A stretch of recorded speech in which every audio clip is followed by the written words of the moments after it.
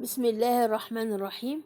مجموعة من أقوال في كتاب ربيع الأبرار ونصوص الأخبار للزمخشري.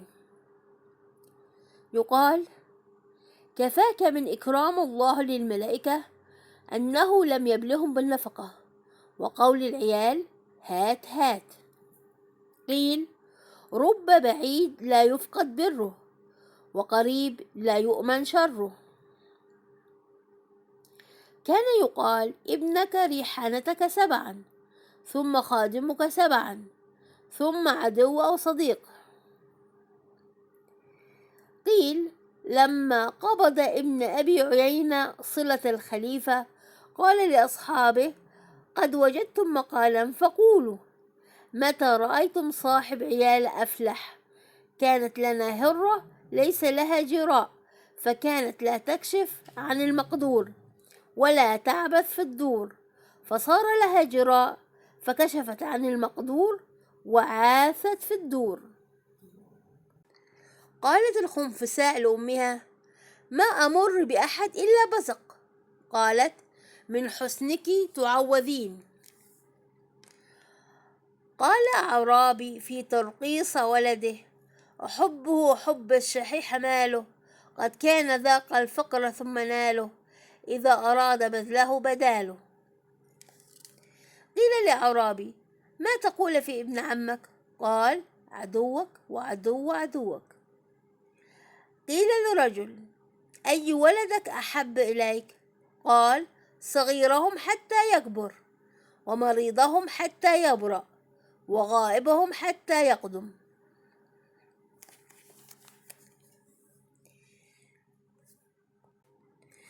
قال عبد الله بن دينار: احذروا ثلاثا فإنهن معلقات بالعرش: النعمة تقول يا رب كفرت، والأمانة تقول يا رب أكلت، والرحم تقول يا رب قطعت.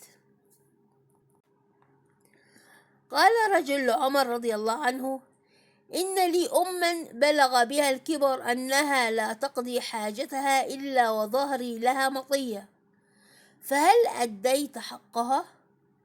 قال: لا، إنها كانت تصنع بك ذلك وهي تتمنى بقاؤك، وأنت تصنعه بها وتتمنى فراقها. لقي عمر رضي الله عنه ناسا من أهل اليمن فقال: ما أنتم؟ قالوا: متوكلون. قال: كذبتم، بل أنتم متآكلون. ألا أخبركم المتوكل؟ رجل ألقى حبة في بطن الأرض توكلا على الله.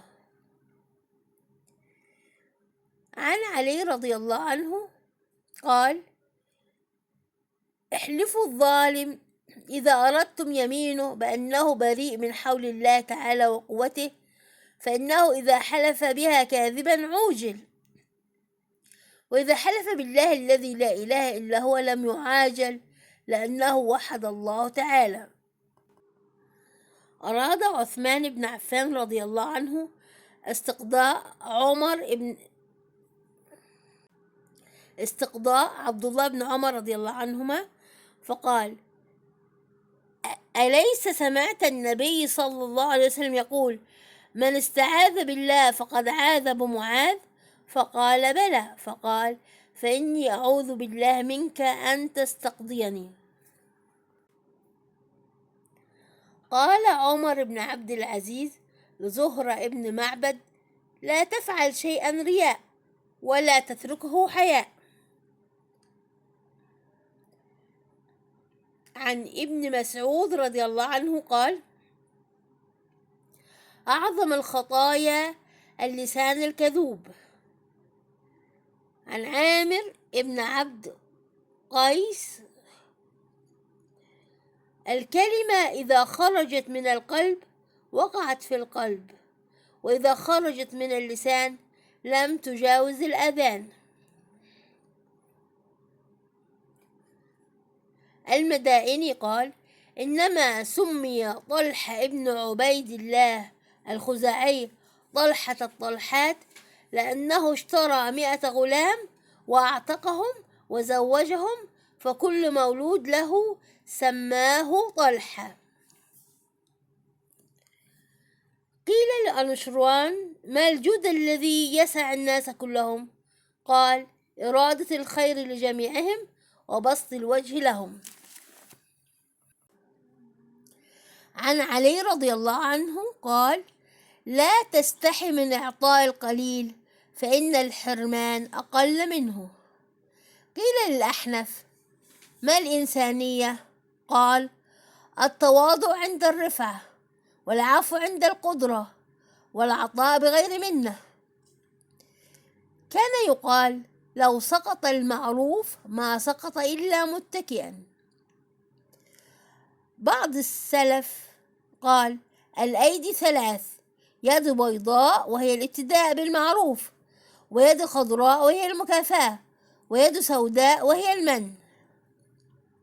قال المهلب: العجب لمن يشتري المماليك بماله، كيف لا يشتري الأحرار بفعاله.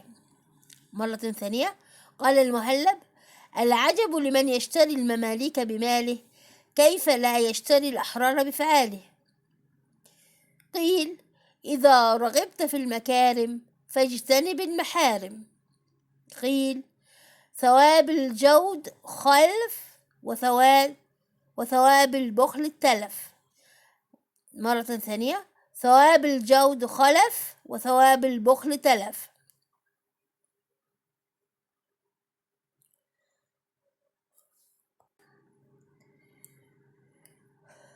عن أبو بكر رضي الله عنه: مر به رجل معه ثوب فقال: أتبيعه؟ قال: لا رحمك الله. فقال أبو بكر: قد قومت ألسنتكم لو تستقيمون، ألا قلت لا ورحمك الله؟ ومنه ما حكي أن المأمون قال ليحيى بن أكثم: هل تغديت؟ قال: لا وأيد الله أمير المؤمنين. فقال المأمون: ما أظرف هذه الواو وأحسن موقعها.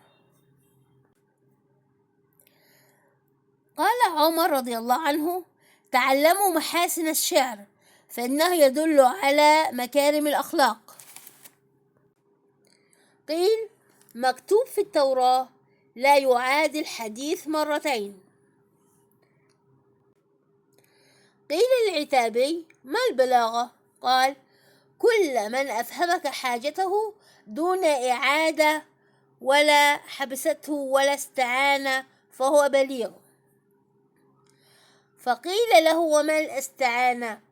قال: ما تراه إذا حدث قال: يا هناه واسمع إلي وأفهم وألست تفهم، هذا كله عي وفساد.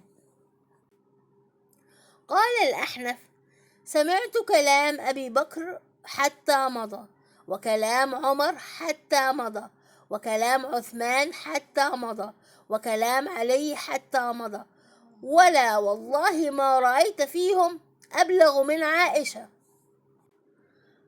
قال معاوية: ما رأيت أبلغ من عائشة، ما أغلقت بابا فأرادت فتحه إلا فتحته، ولا فتحت بابا فأرادت إغلاقه إلا وأغلقته. قال أسماء بن خارجة لبنته ليلة هدائها: عليك بأطيب الطيب وهو الماء، وبأحسن الحسن وهو الكحل والحناء، وإياك وكثرة المعاتبة فهي مقطع للمودة، والغيرة في غير موضعها فهي مفتاح الطلاق. قيل: عاتكة بنت زيد بن عمرو بن نفيل تزوجت عبد الله بن أبي بكر الصديق، ثم تزوجها عمر بن الخطاب، ثم تزوجها الزبير بن العوام.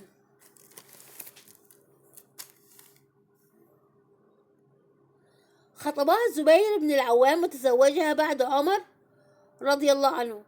كانت عاتكة تخرج إلى المسجد بالليل، فقال لها: لا تخرجي، فقالت: لا أزال أخرج أو تمنعني. وكان يكره أن يمنعها لقوله عليه السلام: لا تمنعوا إماء الله مساجد الله. فقعد لها متنكرا في جوف الليل فقرصها فتركت الخروج، فقال لها: ما بالك لا تخرجين؟ فقالت: كنت أخرج والناس ناس، ففسد الناس، فبيتي أوسع لي.